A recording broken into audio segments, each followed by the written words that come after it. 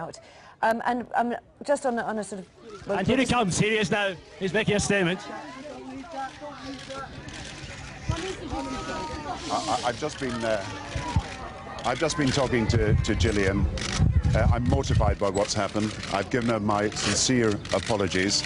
I misunderstood what she said, and she has accepted that there was a misunderstanding, and she's accepted my apology. If you like, I'm a penitent sinner.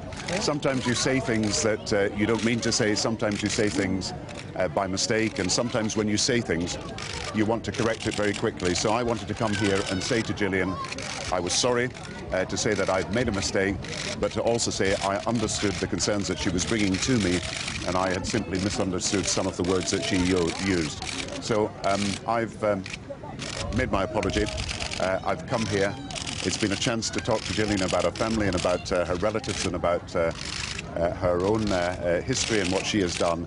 But most of all, it's a chance for me to apologise and say sorry, and to say that sometimes you do make mistakes and you use wrong words.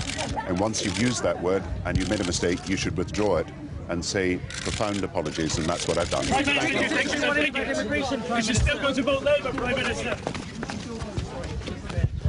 Kieran.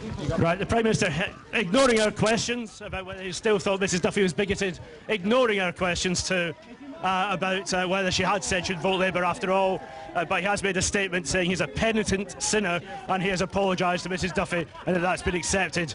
The media scrum, as you can see, now moving on as he goes back to prepare for tomorrow's debate, going back to his Manchester hotel where he should have been all afternoon to discuss that. Some cheers in the streets and some bafflement, I think, from some of the people here in Rochdale. With 45 minutes spent with Mrs Duffy.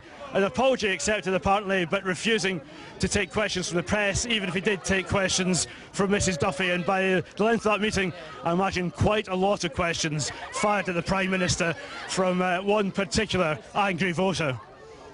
Watching these pictures, Ian, it is also quite extraordinary for Mrs Duffy what has kind of befallen her today.